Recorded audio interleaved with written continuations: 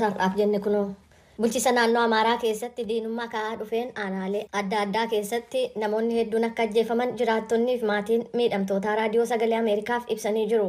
Sanbata darbe godina Shawaa Kaabaa magaalaa Shawaa Roobiit keessatti walitti bu'iinsa humnootii nageenyaa fi gareelee seeraan ala hidhatan kanneen faannoo jedhaman gidduutti uumameen yoo xiqqaate namni 7 dabalataan kan ajjeefaman yoo ta'u kunis torban tokko yeroo hin guunne keessatti yeroo lammaffaaf ta'uu isaati. Lakkoofsi namoota miidhaman jedhamee kun maddeen walabaan mirkaniin arganne. Namoota dilbata kaleessaa ajjeefaman keessaa shamarreen buna gurgurtu tokko ta'u obboleessi ishee raadiyoo sagalee Ameerikaatti himeera. Obboleettii isaa guyyaa sana maamiltoota isheef buna danfisaa eega turtee booda gara manaatti deebi'aa akka turte dubbata obboleessi ishee. Gama biraan bulchiisa naannoo Amaaraa godina Walloo Kaabaatti hoogganaa waajjira barnootaa Gubaa Laaftoo obbo Gabree Gabayaaw sanbata darbe adoolessa 29 namoota eenyummaan isaanii hin beekamneen rasaasaan ajjeefamaniiru. Mootummaan bulchiisa naannoo Amaaraa uummanni mariidhaaf akka qophaa'u akkasumas yaada isaa banaa akka taasisu waamicha dhiyeesseera. Ibsa dilbata kaleessaa baaseen gaaffiin uummataa kamiyyuu hokkaraan furmaata argachuu hin danda'u jechuun ibseera. Ibsi kun walitti bu'iinsa lubbuu namaa galaafatu kan dhiyeenya kana humnootii nageenyaa fi garee faannoo gidduutti uumame kallattiin maqaan dhoofne jechuudhaan Masfin Arraagee gabaasee jira. Bulchiinsa naannoo sabaa fi sablammoota uummata kibba Itoophiyaa godina Guraagee aanaa Masqaan Bahaa keessatti walitti bu'iinsa gareewwan Masqaatii fi Maaraqoo gidduutti adoolessa 28 uumameen yoo xinnaatiin namoonni 8 du'uu isaanii jiraattonni sagalee Ameerikaatti himanii jiru. Oduu kanaafis jallanne. Namoonni biroo hedduunis madaa'uu isaanii fi gareewwan lamaan gidduutti muddamni hammaachuu isaatiin jiraattonni naannoo sanaa baqachuu jalqabuun isaanii ibsameera. Akka jiraattonni jedhanitti walitti bu'iinsa lubbuu namaa galaafate kun itti fufiinsa wal dhabdee gandeen 9 irratti gareewwan lamaan gidduutti falmiin ka'e sanarraa madde. Mormituu ka ta'e paartiin tokkummaa fi haqaa kan Guraagee jedhamu akka jedhutti adoolessa 19 bara 2023 irraa eegale walitti bu'iinsa itti fufiinsaan uumameen namoonni 18 ajjeefamaniiru. Mootummaan humna nageenyaa naannoo sanatti akka bobbaasu paartichi waamicha dhiyeessuusaa Yoonaataan Zabdiyoos gabaasee jira. Naannoo bulchiinsa Amaaraa godina Lixaa Gondar aanaa Matammaa keessatti hidhattoonni eenyummaan isaanii hin beekamne namootaan 7 dura ukkaamsanii butanii turan 9 keessaa 6 isaanii ajjeesuun isaanii beekameera. Hidhattoonni kun kan tarkaanfii ajjechaa kana fudhatanii maatiiwwan namootaan butamanii akka birrii miliyoonii 1 kaffalanii gaafatanii horii sana argachuu dadhabuu isaanii turan yookaan immoo horiin sun akka hin kaffalamneef eega baranii booda akka ta'e dubbatameera. Namootaan konkolaataa Ayisuuzuu irraa buufatamanii ajjeefaman kana reenfi isaanii kan ajjeefamuu danda'anii 7 dura akka ta'e naannoo sanatti bulchiinsonni himaniiru. Gabaasni kun kan Asteer Misgaanaati. Amma gara oduu biraatti yemmuu darbanu biyyi jeequmsaanii miidhamte Haayitii keessatti haalli nageenyaa cimuu haala danda'u irratti yaada Keeniyaan dhiyeessite biyyattiin fedhii guddaadhaan simachuun isee ibsameera. Gabaasa kanas jaallannee tarkaa qaba. Ibsi ministirii alaa Heeyitii Jean Victor Jenas dilbata kaleessaa baasaniin Heeyitiin ibsa Afrikaan gamtaa uumuuf dhiyeessite kan dinqisiifatu ta'uu fi ergama xiinxala gaggeessuuf Keeniyaan dhiyeessite simachuu fi hawwii guddaadhaan Heeyitiin eeggatti jedhan. Keeniyaan sanbata darbe kan akka labsite gareewwan jeequmsaa kanneen magaalaa guddoo Poorto Piriins harka caalu to'atan qolachuuf poolisoota Heeyitii leenjisuuf deeggaruuf akkasumas gargaaruuf poolisoota 1,000 bobbaasuuf qophaa'uu ishee beeksiftee jirti. Ibsi ministirii dhimma alaa Keeniyaa Alfred Motaawun maxxanfame kun Keeniyaan humnootii hedduu gara Heeyitiitti gaggeessuu fi yaada dhiyaate kan Heeyitiin ni fudhattii jedhaniiru. Bobba'iinsi Keeniyaan durfamu kun ammallee gola naga eegumsaa kan tokkummaa mootummootaa biraa eeyyama akkasumas waliigaltee sirnaa kan aangawoota biyya keessaa barbaada. Barreessaa dureen tokkummaa mootummootaa Antooniyoo Guterres ergama waajjira isaaniin durfamu dabalatee filannoowwan Heeyitiif ta'uu danda'an ilaalchisee hanga walakkeessa baatii hagayyaatti gabaasa akka dhiyeessaniif golli naga eegumsaa gaafateera. Dippiloomaatonni Yuunaayitid Isteets biyya humnootii biyyootii hedduu kana hoogganu dammaqinaan barbaadaa turan. Motaawun akka jedhanitti Keeniyaan torbanneen dhufan keessa ergama waan jiru ilaalee xiinxalu gara Heeyitiitti akka ergitu himanii jiru. Torban darbe keessa Niijer keessatti fonqolchuudhaan aangoo kan qabatan loltoonni pirezidaantii duraanii Mohaammed Baazumuutti aangoo akka deebisanii kennanu gamtaan Awurooppaatii fi Yuunaayitid Isteets gaafatanii jiru. Oduun kunis jaallanneedha. Hoogganaan imaammata alaa gamtaa Afrikaa Joosef Borrell wiixata har'aa tarkaanfii hawaasa diinagdee biyyoota Afrikaa gama dhiyaa yookaan ECOWAS fudhateef deeggarsa qaban ibsanii jiru. Kunis dilbata darbe hoogganoota mootummaa Niijer irratti fonqolcha gaggeessanirra qoqqobbii kaa'ee fi aangoo akka dabarsanii kennaniif yeroo torban tokko kennu ta'uu baannaan immoo tarkaanfiiwwan humnaa akka fudhatan ECOWAS beeksisee ture.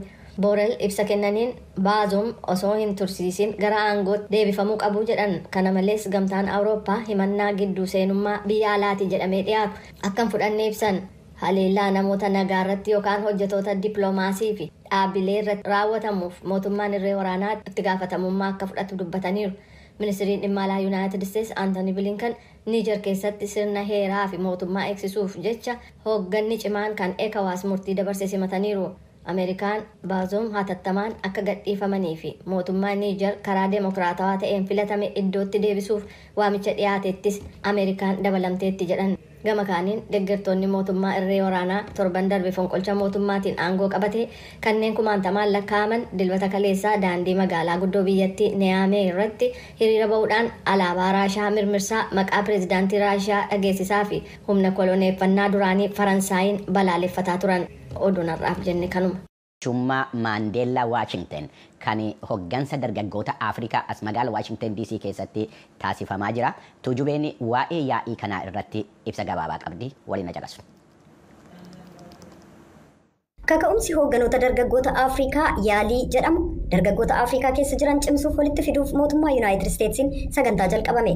Sagantaan kun bara 2009 keessa pireezidantii duraanii Baaraak Obaamaadhaan innaa Gaanaa daawwatanitti kan beeksisame yoo ta'u, dhaloota itti aanuuf hoogganoota Afrikaaf carraa guddina hooggansaa walitti dhufeenya qabaachuuf ijaarsa muuxannoo irratti kafuulleeffate.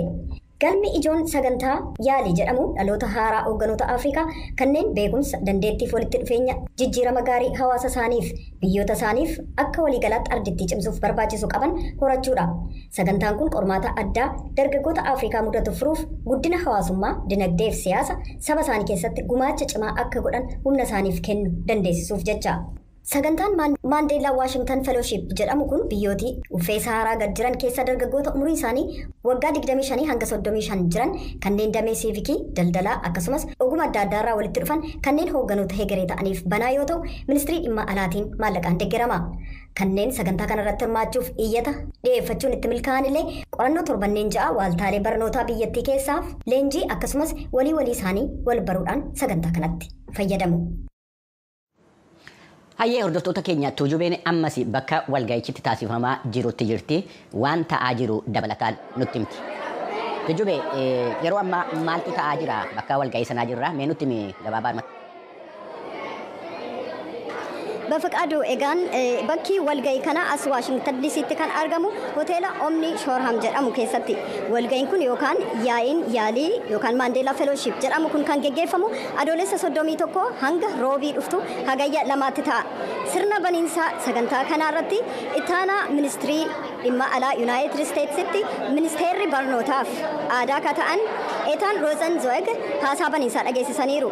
Haasaa isaanii kana keessattis dargaggoota kanaan isin kanneen iyyata dhiyeeffatan dargaggoota ardii Afrikaa keessa jiran 55,000 keessaa filatamtanii asitti argamuu keessaniif carra qabeessaa ittiin jedhanii jiran. Hooggantooti Afrikaa hegereef abdachiisoo ta'an 700 kan biyyooti Afrikaa uffee Saharaa gad jiran keessaa walitti dhufantu asirratti argamee jechuudha walga'ii kanarratti. Walga'ii kanarratti muuxannoo wal jijjiiruu akkasumas kutaalee Yuunaayitid Isteets keessatti kan argaman waaltaalee barnootaa 28 keessatti qorannoo akaadaamii erga xumuranii booda torbanneen ja'aaf jechuudha asitti deebi'anii guyyaa har'aa walga'ii isaanii itti fufanii jiru. Ammas walga'iin kun akkuma itti fufetti jira Bafaqaaduu. Tole Tuujube walga'ii kanarratti kan hirmaatan addunyaa mararraa dargaggoota dhufanidha. Biyya keessa namoottan dhufan argiteettaa jiru? Eeyyee biyyooti Afrikaa uffee Saharaa gadii kanneen jiran keessaati walga'ii kanarratti kanneen hirmaatanii biyya keessaas namoonni asitti argaman jiru. Kanneen keessaa dargaggeessa tokko dargaggoo Barakat Dirribaa jedhamu argadhee haasofsiiseen jira akkasumaan jedha.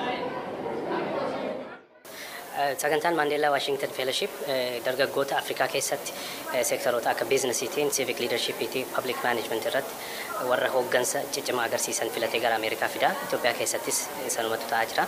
Anis waggoota darban keessatti nageenya buusoo fi walitti bu'iinsa hiikuu irratti dhaabbilee miti mootummaa garaagaraa waliin hojjechaa tureera. Sagantaa hojiiwwan achirratti hojjedherraa kan ka'e sagantaa kanaaf filatameera. Torban 6 darbaniif barattoonni namoota 20 dargaggoota 25 taanee yuunivarsiitii garaagaraa keessa turre. Har'a ol argine dargaggoonni 700 biyyoota Afrikaa garaagaraa irraa dhufne har'a ol argine. turtii keenya irratti maal akka baranne walii qoodaa turreerra. Hooggantoonni biyya kanaas seenaatoroonni Ameerikaas ergaa nu dabarsaniiru. Hooggantoonni entrepreneurship irratti wantoota garaagaraa irratti hooggansa agarsiisan Ameerikaa irraa walitti dhufanis haasaa nu kennaniiru. Gorsa garaagaraas nu kennaniiru. Kanarraa waan hedduu barreerra. Hooggansa jechuun maal jechuudha? Galleetoo akkamitti waan asitti baranne kana hojiirra oolchina waan jedhu sirriitti barreerra. Kana caala immoo dargaggoonni ammaa kun hooggantoota Afrikaa birooti. Kanaafuu hariiroon Afrikaa fi Ameerikaa gidduu jiru akkamitti akka ta'u qabus kanaan booda akkamitti akka hariiroon kana akka cimsuu qabnu irrattis mari'achaa turreerra jechuudha. Hayyee Tujube walga'iin kun egaa guyyaa 7 dhufanuuf akka itti fufuudha kan ibsite. Kana booddee maaltu taasifama? Egaan sagantaan kun ammayyuu akkuma itti fufetti jira. Dargaggoonni kun kutaalee adda addaatti hiramanii mata dureewwan adda addaa irratti aangawoota akkasumas walii isaanii wajjiniin mari'ataa jiru. Boris akkuma kana sagantaan wal fakkaatu itti fufa. Guyyaa boriitti bulchituu USAID ka ta'an Samantha Power illee isaanii waliin argamuudhaan marii hin geggeessu. Guyyaa ittaanus roobis akkasuma walga'iin kun kan itti fufu ta'a. Bafaqaadu. Hayyee Tujube galatoomii egaa hordoftoota keenyaa fi torban kana keessa waan taasifamaa jiru dhiyeessina. Fayyaa ta'e nagaatti.